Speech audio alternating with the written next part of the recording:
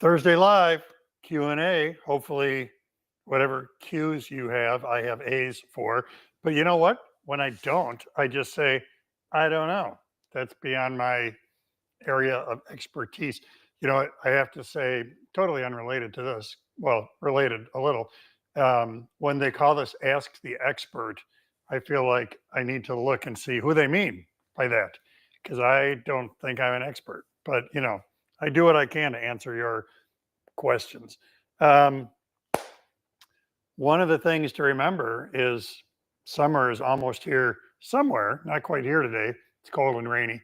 But summer's coming, Memorial Day is coming, and what a hero you will be when you show up at the Memorial Day festivities with a homemade bottle opener. So just scroll down the page a little bit, and we've got a PDF for you that will show you how you can make your very own bottle opener. It's a cool project and great little host or hostess gifts to leave with whomever you're going to go see.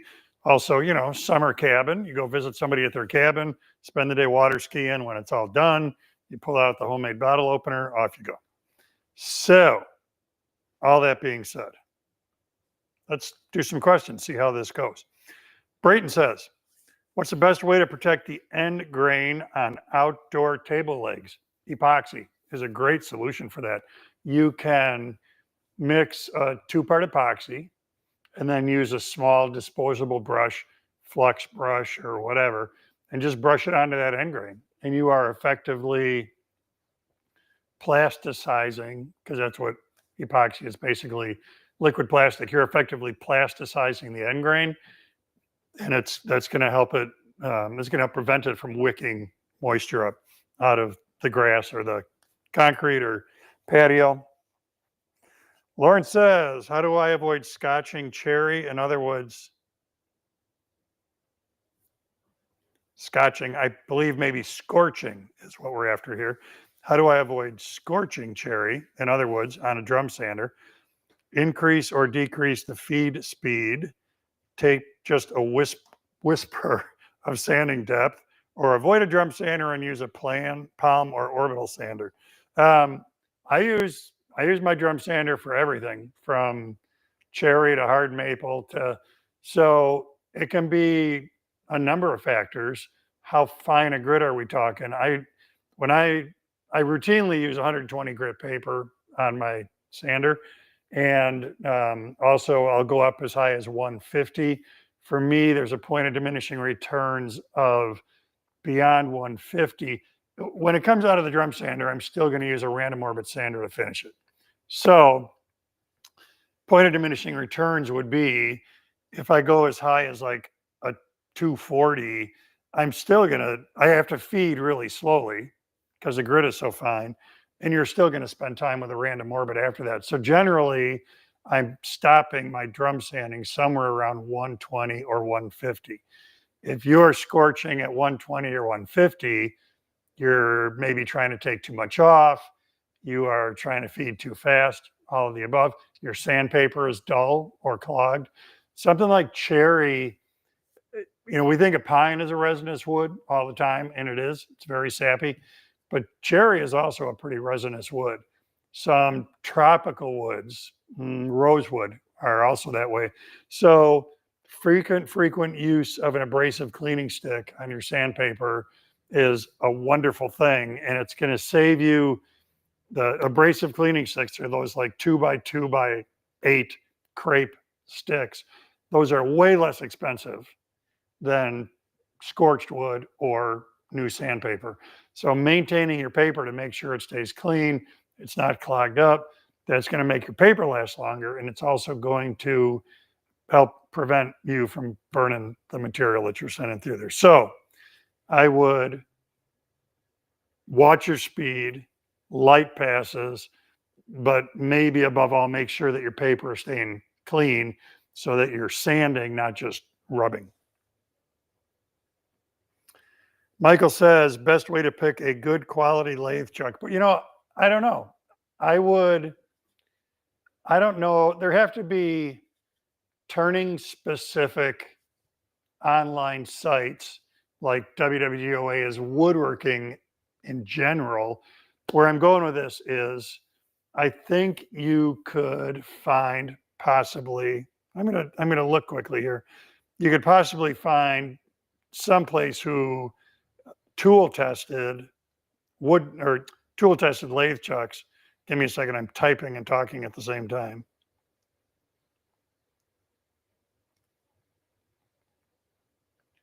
Momentito.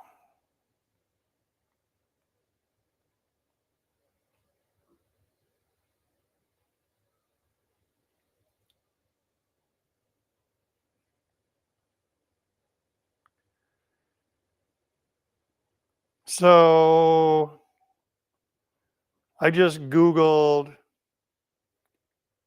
lathe chuck tool tests. And there's kind of the results are kind of a mix of woodworking and metalworking, but I would start there. I would do the same thing and just go through and click those links and see what you've got. For what it's worth, I have got an easy wood chuck that I have been using for many, many, many, many years. One of the things I like about it is the jaws come on and off with a release, not with unscrewing a bunch of Allen screws. So changing from one jaw to another is very simple. It's not tool free. You use a tool to release a catch. And when you've released that catch, the jaw pops off. And then you pop the new one on. So that's my statistic of 1 on that easy wood chuck. But I've been using that for a long time and I'm happy with it. Doug asks, I'm new to wood turning and I've been using lathe chisels with carbide inserts. Regular lathe chisels seem to offer more versatility, so I'm considering sharpening systems such as a Tormek, which is very expensive, or something like a jet slow speed grinder. What do you prefer to sharpen your lathe chisels? So today I have a low RPM grinder with CBN wheels and a mounting system that the lathe chisels can go in. It took me, I turned a lot before I went in that direction. I do like it a lot because the results are very, very repeatable. And my primary application there is using a bowl gouge, and it gives me the same grind on that bowl gouge every time. All that being said, literally for decades, I sharpened my tool steel and high-speed steel lathe chisels on a 1x30 strip sander. You can get those very inexpensively. You can get a fine abrasive on there and a couple, so where the downside of this is, especially when I was teaching turning and using high-speed steel chisels for the classes, pre-class, I was sharpening 6 sets of 6 chisels. So I got really good at freehand sharpening lathe chisels on a strip sander. It took a lot to get that mechanical repeatability, but it was very, very fast because I didn't have to jig anything. I walked up to the strip sander, zip, zip, and that was skew, bowl gouges, spindle gouges, parting tools, the whole deal. So you could look at an inexpensive solution like a 1x30 strip sander. The downside being you're going to have to master the art of sharpening. The importance of when you sharpen your lathe chisels, you want them sharpened the exact same way every time. That's the beauty of jigs, because if you change the bevel, it's going to change the manner in which that cuts. So here you've mastered the body mechanics of using your spindle gouge. If you change the bevel on that spindle gouge, you change the way that gouge cuts.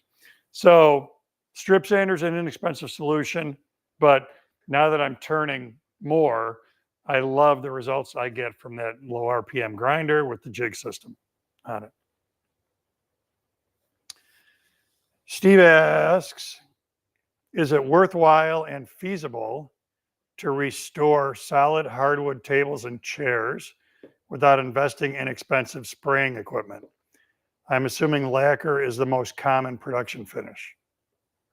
I don't know, like worthwhile and feasible. I don't know if you mean you want, because you want to flip them and you're looking to monetize this whole thing, or if you're for personal use, I'm not a big refinishing guy. I've done in decades and decades and decades of woodworking, I've probably refinished maybe 2 pieces of furniture.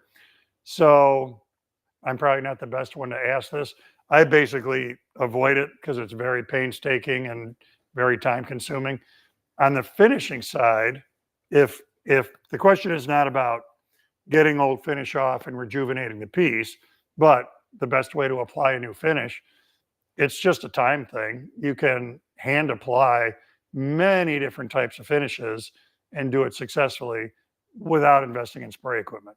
So it's just if you can manage that application method, then that's a great way to go. I love using a sprayer because the results for me are so consistent and that system works really well. But lots and lots and lots and lots of people finish wood without using a sprayer. So it's certainly conceivable to go that same route. Robert asks, I would like to sell some of the items I make. What is the best way to set a price for them? Here's the best way, Robert. Come back on May. I'm gonna look at my calendar because I don't want to get the date wrong. Come back to this Q&A that we're going to do in May on the 8th of May. Come back on May 8th because Ryan is going to be here, and Ryan has started a business, woodworking business. He's done a lot of growth in his area, and he's going to give us all sorts of ideas about monetizing a shop, pricing what you're making from start to finish. In general, a pretty commonly accepted rule of thumb is price of material times 3 or price of material times 4. That kind of depends on your market, but some are times 3 or times 4 in order to establish a retail price. So you can use that as a starting point. And then what you have to do is see, this is goes till 5. See, a friend of mine just stopped in. You can use that equation, but then you got to see what the result looks like. Does it put you in a spot that feels too low or too high?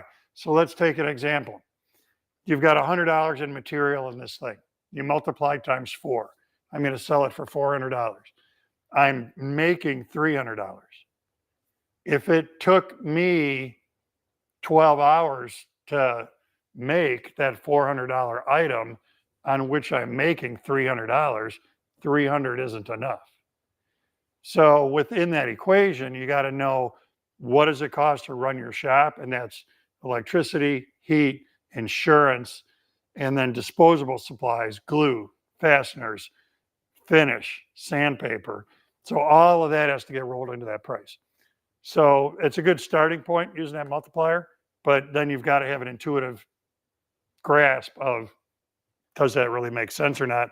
And does it work in your marketplace? Like, maybe it's too low. Maybe the result is lower than what your market would tolerate, or maybe it puts it, you're no longer competitive at that price, but it's a starting point. But come back on May 8th, and Ryan is going to have some great ideas. Okay. Darby has a finishing question. Always my, not my least favorite, but we'll see what Darby's question is. Making a cabinet for a Murphy bed. It's red oak. I'd like to match it to the Amish oak furniture already in the room. The finish on the existing stuff is called medium oak, but I cannot seem to find it anywhere. Second part of the question is, should I use de-wax shellac or grain filler before finishing? Planning on using water-based polyurethane. With a stain called medium oak, that could be anything. And is it Sherwin-Williams medium oak? Is it Minwax medium oak? So one thing I've done many times is a finishing store in my area is Sherwin-Williams, and they're a chain. So places like Sherwin-Williams or Hirschfield, numerous times I've taken them a piece of oak that I'm working with or whatever, a piece of material that I'm working with, something that already has stain on it that I'm matching, and they will match that for me. And then they'll say, whatever, you know, effort number 3 is the one that matched. How much of that stain do you need? So that's the beauty of a professional place like that, is they can figure that out for you and get you really, really, really close.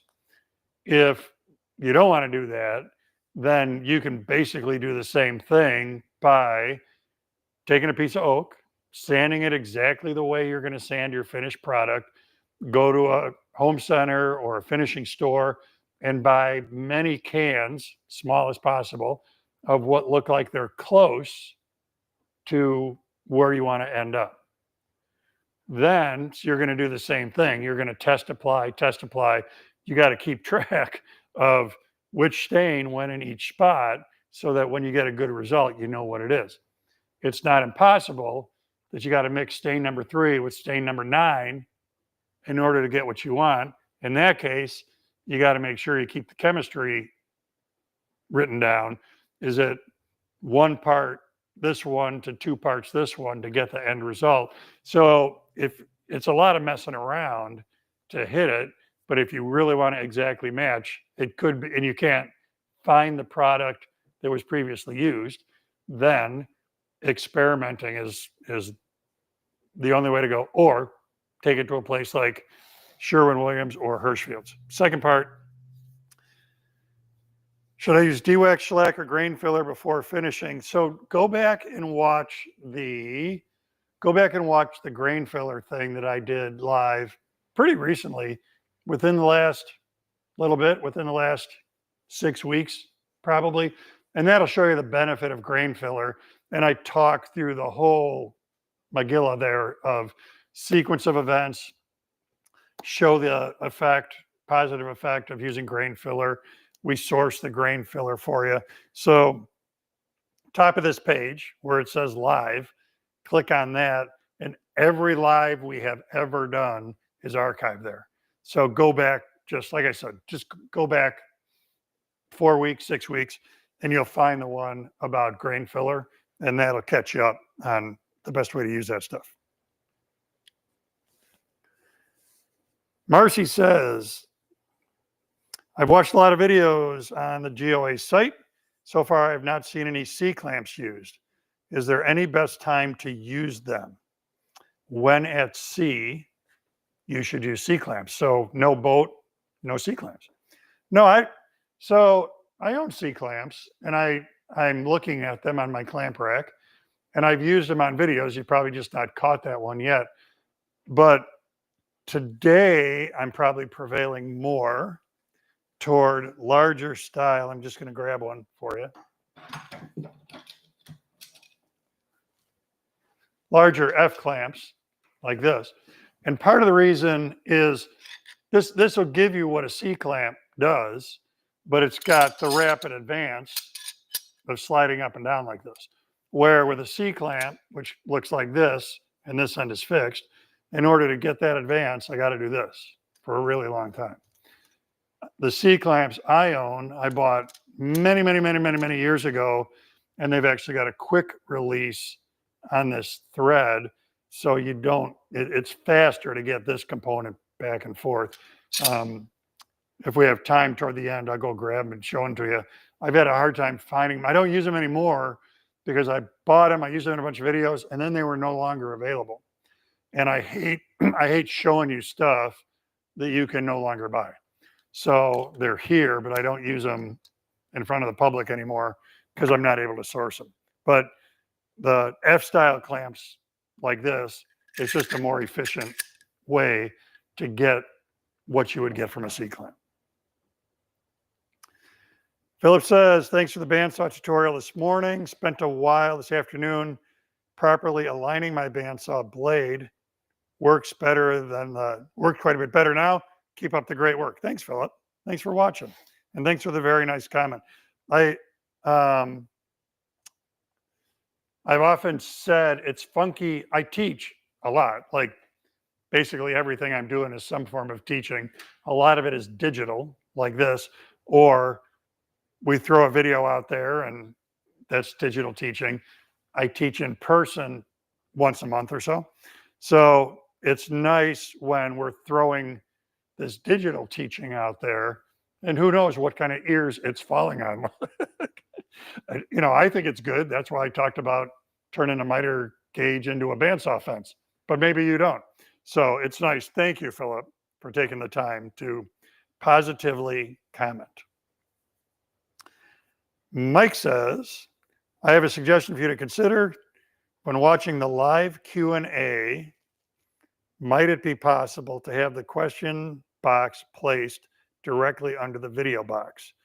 Then we could scroll down in the question box to see what's coming up next and also continue to watch. No say.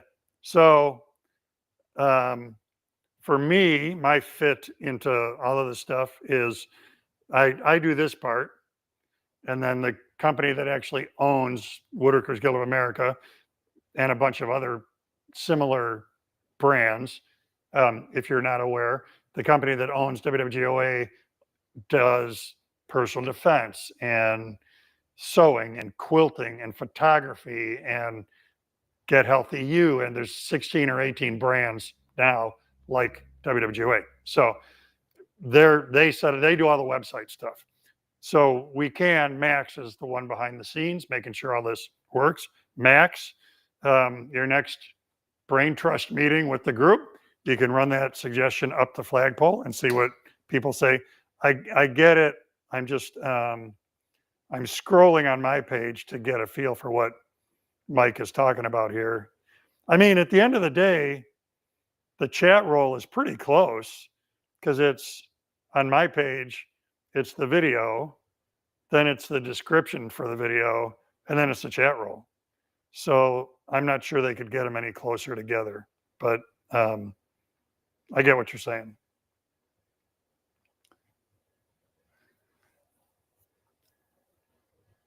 Lauren says,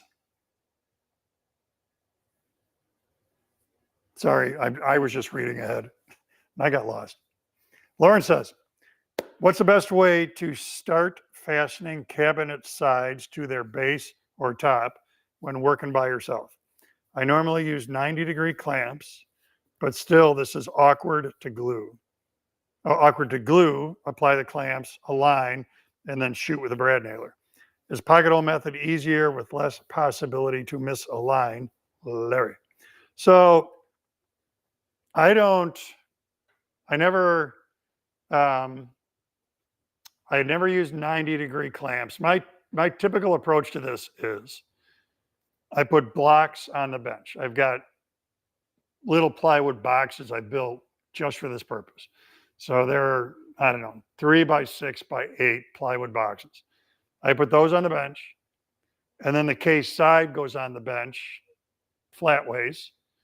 Then I've got probably a dado here, a rabbit here. So what I can do next is get glue in the dado, put the bottom in, the piece that goes into that dado.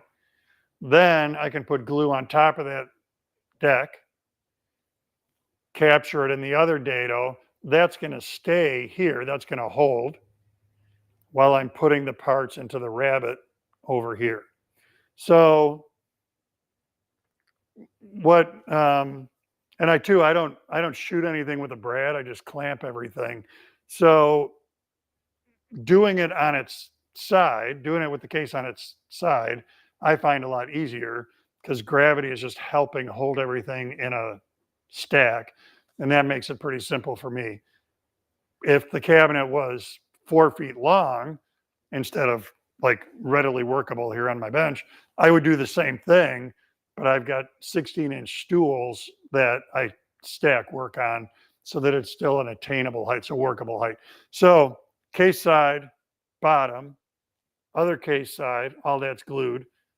Parts that slip into the rabbit, then I put clamps on this way. That's the reason that the blocks are on the bench.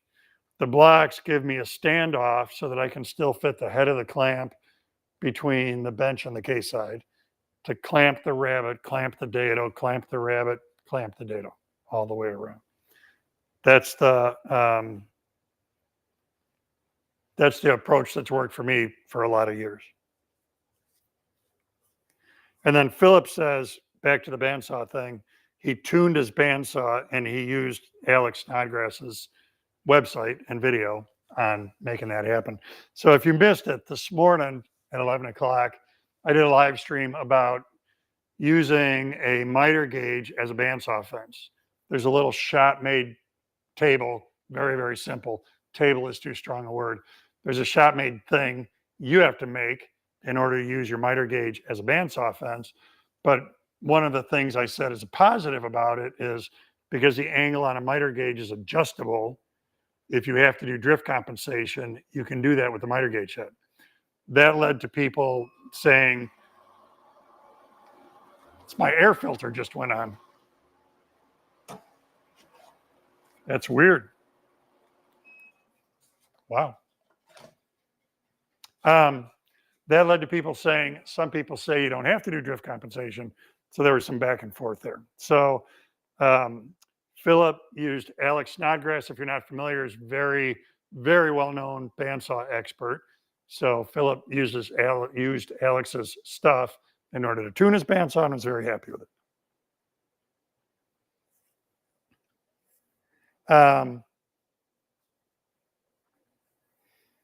So then Max chimed in on Mike's thing about where the chat roll is and indicated there are some website changes coming. So that's cool. Okay. Well, I'm going to show you those other C clamps that Marcy was asking about. And then again, a couple things. One is the bottle opener PDF. Grab that so you can be the hero this summer and show up at all of your events with a bottle opener that you can give to people. It's a really cool, it's not just a project. There's a couple different approaches to bottle openers in there. So check that out. May 8th, Ryan Drapala is going to be here, and he is going to be able to answer all your questions about starting a woodworking business, running a woodworking business, pricing your projects. And I'm gonna just promise on Ryan's behalf that he's going to straighten out any questions you have about monetizing what you do in your shop. So that's when you definitely don't want to miss May 8th, 4 o'clock Central Time. I'll get that clamp and show you.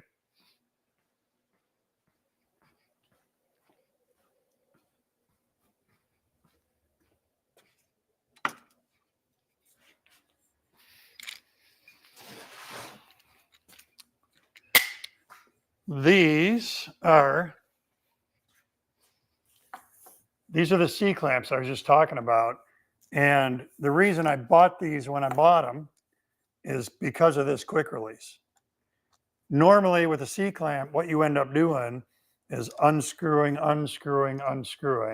And that's how we back this out or advance it, is by doing lots and lots of turns. With this one, it's got a quick release on it here. So I can do that and I can do that. The other feature it has, which I haven't used much, is this, that handle pulls out and then you can go that way. So if you get in a scenario where you really want to crank on it, it gives you more leverage. I could see where if you had hand strength issues, this would be a benefit. I think it would also be very possible this would let you probably put on more pressure than what you really need. So that particular feature, you just want to be careful about using it so that you're not over tightening stuff. But so the story with this was, when I found them, Rockler was selling these and I bought a bunch of them. And then, as I said, I used them on a lot of videos, and then it got to where people were asking about these clamps because they liked them, and Rockler no longer had them. It wasn't a Rockler brand product.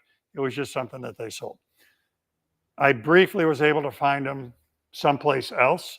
So if one of you want to sleuth this, quick acting C-clamp is, I think, what I used years ago to search for it. So I briefly found them someplace else, and then I was no longer able to find them there either. So they're a cool product, but that gives me this. So as I said, for the most part today, I'm just going with these F styles, and this does everything that C-clamp will do, and then of course has more capacity as well.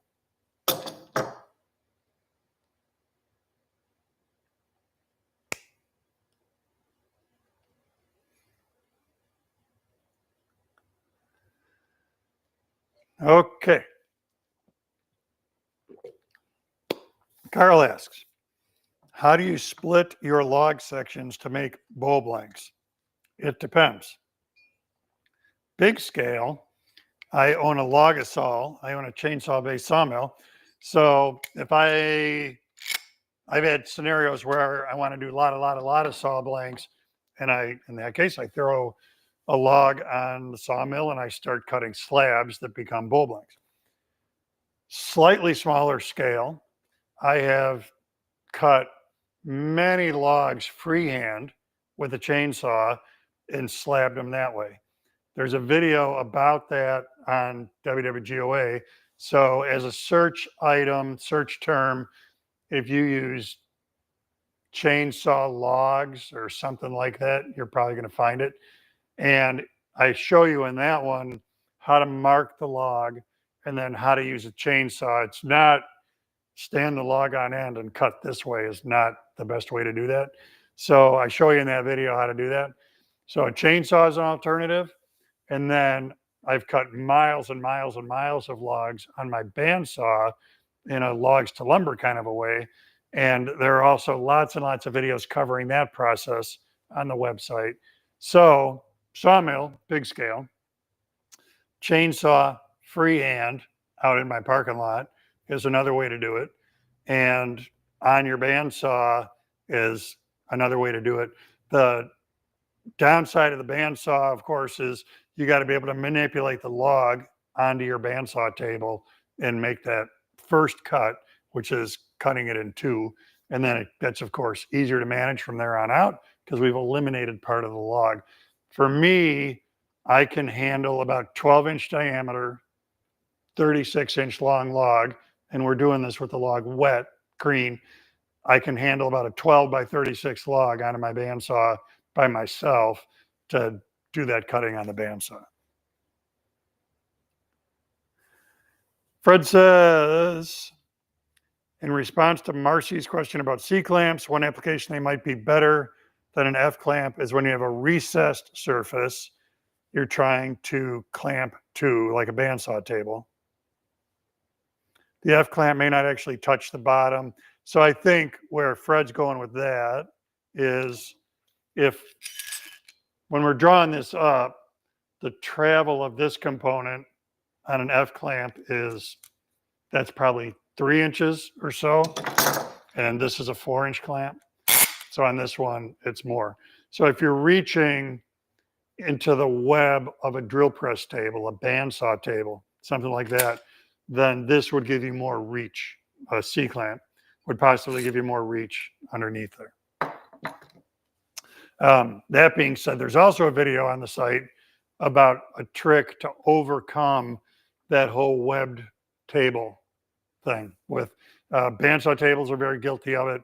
Drill press tables are very guilty of it, where the top, of course, is flat, but then underneath there are ribs and a rim that can make it very awkward to clamp to. And the trick is not hold a piece of wood under there and clamp to the wood. It's a way cooler trick than that. Steve asked for the link for this morning's bandsaw thing, which Max put up for us. Kevin says Amazon has a few different models of quick release clamps. They don't look as sturdy as those. Philip says, a while back you mentioned the brand of double-sided tape you use. I've been unable to find that video. Let me, I think I know the name off the top of my head because I get asked this a lot, but I'm going to double check Yeah. Spec tape. Hold, please. SPECTAPE.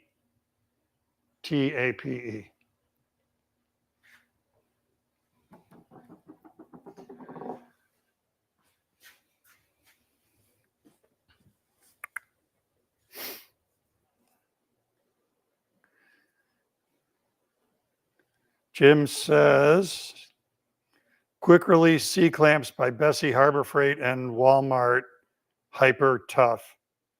What Kevin said about durability. Oh, so it sounds like Jim found a bunch of quick release C clamps, but they maybe don't look very robust. William says, when you had the tight bond guy on, he mentioned the best bond came with 5 pounds of pressure, but didn't say how big the piece is. Does that imply 5 psi pressure? Or did I misunderstand? I don't know. Knowing Bob, because he's a chemist, he probably threw numbers out there. What I teach in my classes, what you've seen me do on videos a gazillion times, is when you're closing the clamp and the joint closes, you're done. As soon as you see the joint close and presumably a little squeeze out, then you're done. Don't keep tightening this.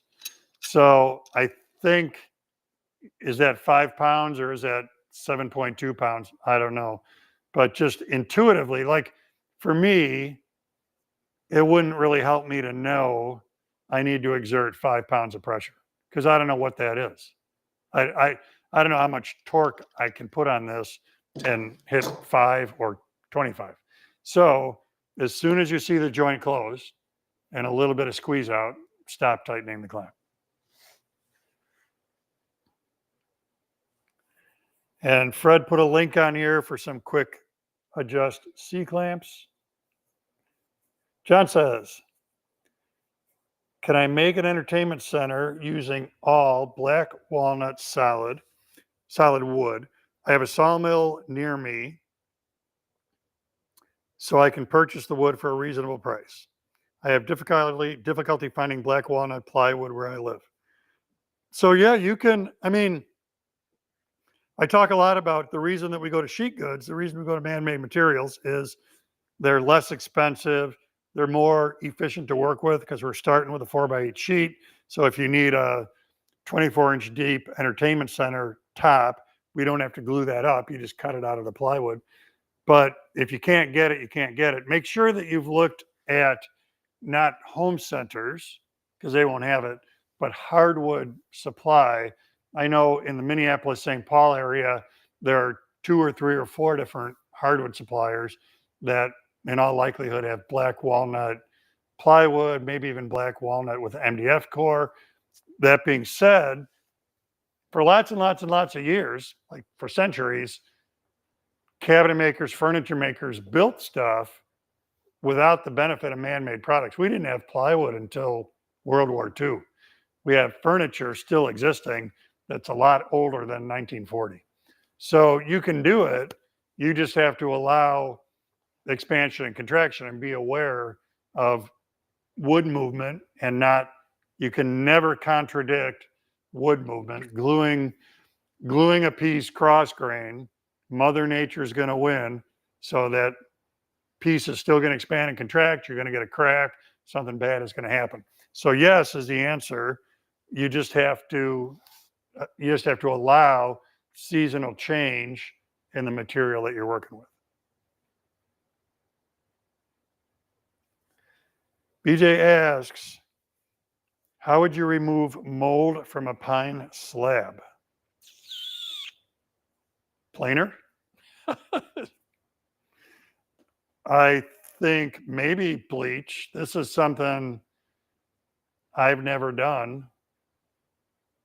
So it's interesting because as far as I understand mold, like spalting is a form of mold. The spalting, the mold can grow when the thing the host is damp. If we eliminate damp, then it can no longer be there. So I had a bunch of pine that I cut up, and I had cut up, I had milled, and then when I was getting ready to take it to the kiln, I stacked it all face to face. The person who owned the kiln said, well, if you leave it stacked face to face, it's going to get blue stain. I don't know if that's a mold, but it's kind of like a fungus that grows in wet pine. I said, all right, cool, let's leave it that way and encourage that blue stain to change the color of the pine just a little bit. Once it was kiln dried and I made it all into tongue and groove flooring for a house, then that mold was no longer, that blue stain was no longer growing or continuing, because now the wood was bone dry. So if what you're talking about is you've got some kind of stain in the material that was induced by mold, like spalting or blue stain or something like that, in my understanding, I don't think we could remove, I don't think any amount of bleach would remove that spalting from that chunk of maple. Same with the blue stain. So all this being said, clearly you need a better expert than me on this. My gut is saying once the wood is dry, you're not going to get any more, the mold isn't going to grow anymore. And then if you've got some discoloration or something, that just is what it is. You're not going to get rid of that, I don't think. Wood can be bleached. And that's another, when Alicia Albertson was here, she did some wood bleaching, but that we have video on. But I don't think you're going to completely take discoloration out of a piece of wood with bleach.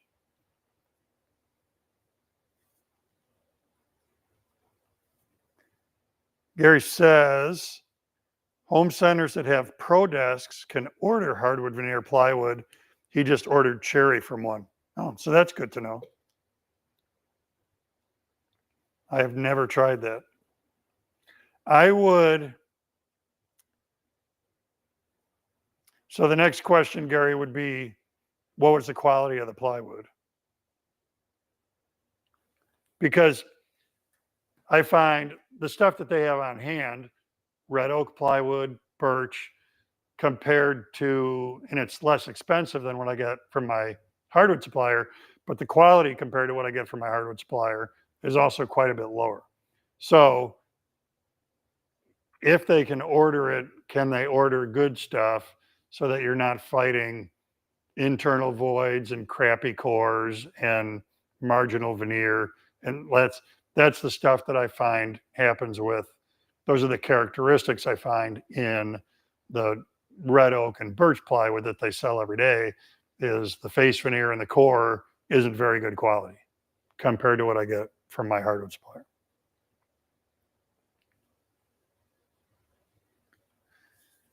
Bill says Hart makes 3 different sizes of quick, tight C-clamps. That's pretty cool. And then he's got a link. So for those of you that are watching someplace else besides WWGOA, if you're watching on Facebook or YouTube, the link Bill just put up is in the chat roll for the live on WWGOA. So I guess, I don't know, Max, how that works. I don't think those comments inherently migrate to those other platforms, right? That's only showing up here. So if you're watching someplace else, you can come to WWGOA.com, then you can see the link for the quick release clamp. Remember to grab the bottle opener PDF. Remember to come back on May 8th, 4 o'clock Central Time, when Ryan is going to be here, because that's going to be a very, very informative session about monetizing your woodworking shop, making money from your projects. And he has really, really learned a lot over the years that he's been doing this.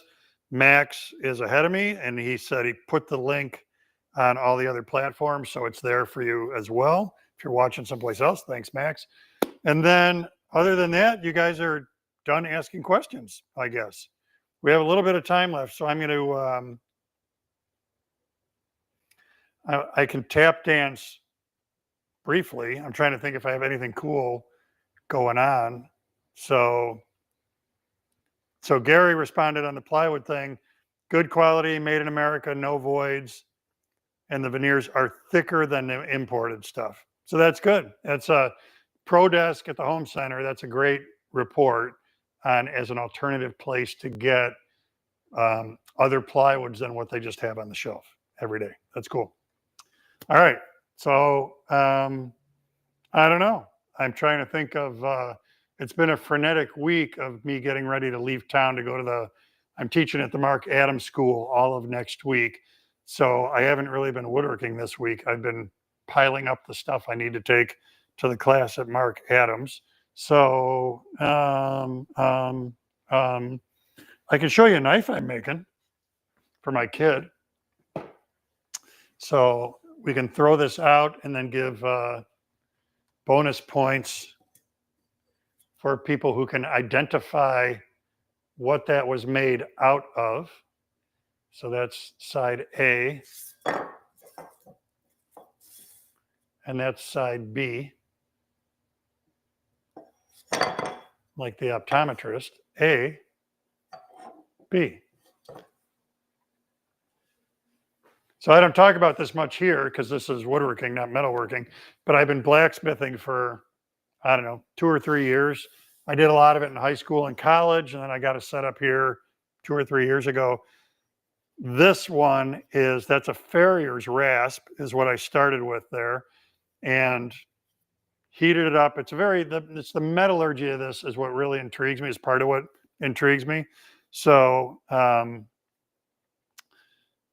what one has to do, because this is a hardened piece of steel, is distemper it. So you have to heat it to get rid of the hardening and then work it in order to shape it. The handle, you can't really see it as curly maple now because there's no finish on it and it hasn't been sanded, but that's going to have some great sparkle to it with an epoxy inlay. That's what those stripes are across the handle. So a little bit more shaping and finishing on that, and then that'll go to the kiddo. Philip says, do you ever teach classes in New England? Yes, in Connecticut. So idiot that I am, is Connecticut New England? So look at the Connecticut Valley School of Fine Woodworking. Even though it's fine woodworking, they have me come there and teach. Isn't that weird? I was there a couple months ago for 4 days. I did a 2-day cabinet making class. I did a hands-on router table class, and I did a shaper origin class. We've scheduled all 3 of those classes again for this fall. I don't know the dates off the top of my head, but Google Connecticut Valley School of Woodworking. If you look at my website, which is just my name, georgevondriska.com, my teaching schedule is always there. So you can check in and see where I'm going to be next.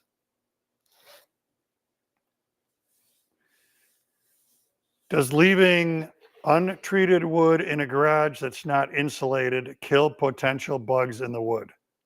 I live in Chicago. It gets pretty hot in the garage in the summer, cold in the winter. What a great question. I'm going to say no, because I don't think it gets cold enough or hot enough. Like just thinking about nature, I live in Wisconsin. There are no mosquitoes in the winter, but they all come back in the summer. So they spent the winter somewhere. And I'm here to tell you it was 25 below air temperature for like 5 days in a row, not that many months ago. So obviously the bugs are surviving that low temp.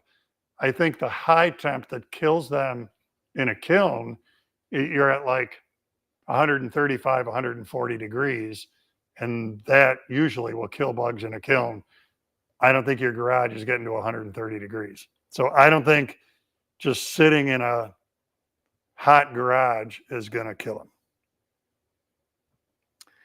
You ever tried using Akoya modified wood? Thinking about using it to make a window. No, I don't know what that is. I've used thermally modified ash, which is just what it sounds like. It's heated in a kiln almost to the point where it's virtually ready to start on fire. Thermal modification also then makes it weatherproof. It has something like a 25-year warranty as an outside wood when it's been thermally modified.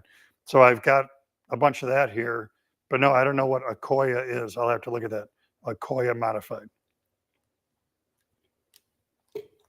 What else?